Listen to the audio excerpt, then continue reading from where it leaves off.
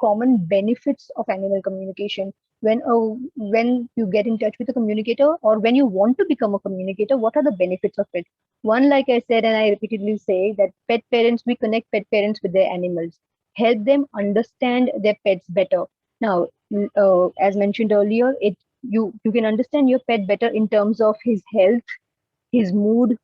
You can also understand the message. You can also understand the purpose. Also, a lot of times they are, they help relieve stress.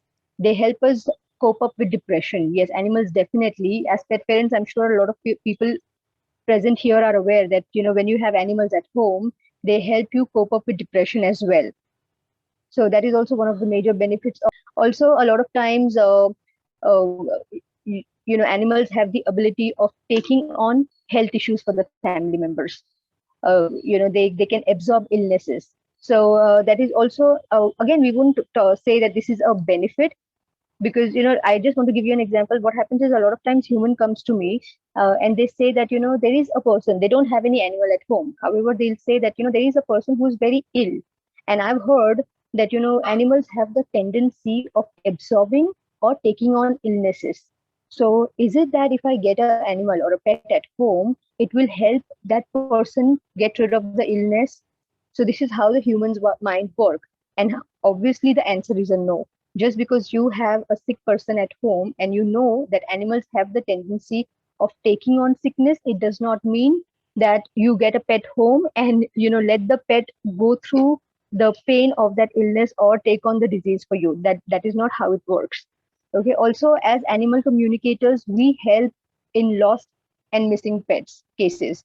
So what happens is, a lot of times, if there is a lost case, or even if the animal has left by choice, we can help communicate with the animal and connect the animal with the parent. Now, how does that work? Okay, when you connect with a missing pet, the first most important thing is you ask the pet if he's really missing, if he's really lost, or he's just, left by choice. Because a lot of times these animals, they also want to go on a, they want to go on a walk, they want to just explore the world outside. A lot of cats, especially, who are not really used to going out of their house, they, a lot of times, they just want to go out and explore.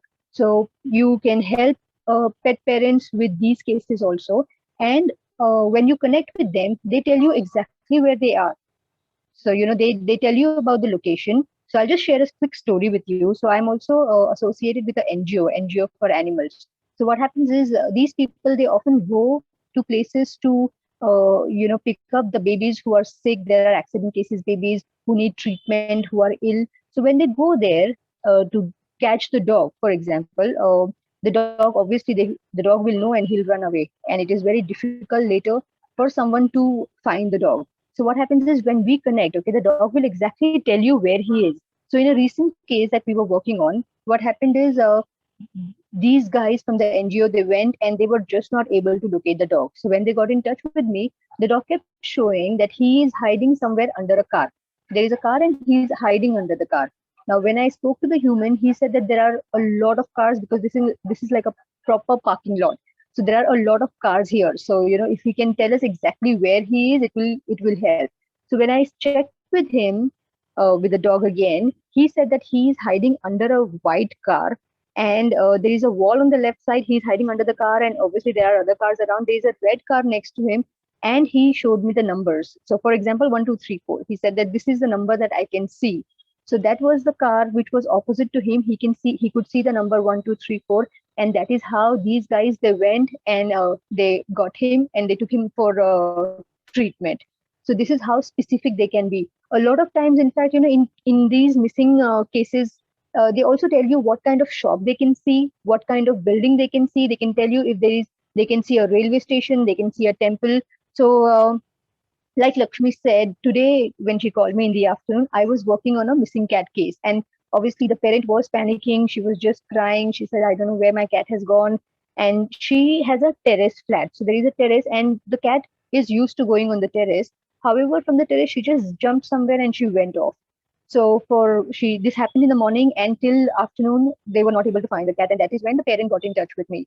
Now, when she got in touch with me and I connected with the cat, The cat immediately showed that she is somewhere around. She's close by. She's not gone across the road, or she's not gone even down. She's somewhere very close by, and she's hiding. Also, she said that where she was hiding, it's like a small place, and it's a narrow lane, and she's gone inside and she's hiding, and she does not know how to come back.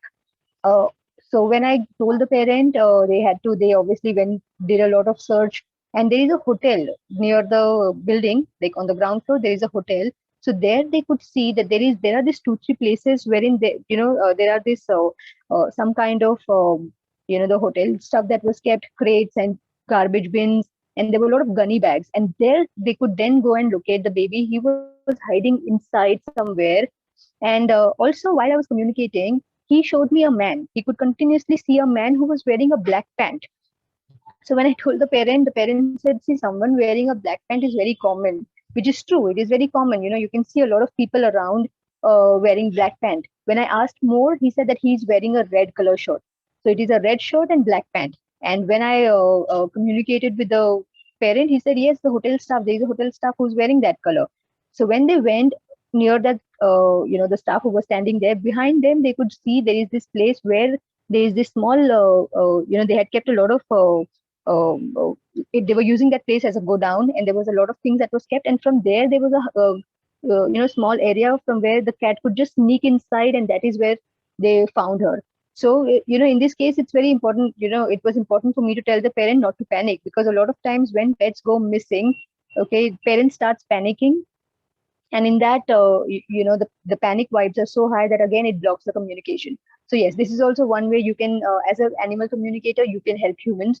Also, a lot of times it is not just pet parents, but also animal rescuers and feeders. You can help them also. You can help a lot of animal rescuers, feeders, who do a lot of feeding. Sometimes they have been feeding a dog or a cat regularly, and that baby goes missing. Also, a lot of times, a lot of societies, a lot of buildings, they do not approve of stray animals. They do not approve of dogs and cats who, roam there, and they also do not approve of parents or humans who feed them. So it has happened that a lot of times these building people will show up with the animals, or they'll ask the security guard, or they'll ask some worker to show up with the animals. Now, it has so happened that, when these babies go missing, they have got in touch with us. They have, these babies have also told us particularly that there is so and so person who has shooed us away. And that is how we are not to be seen there, and they are not allowing us to come back. So yes, you can use animal communication to help feeders, rescuers also.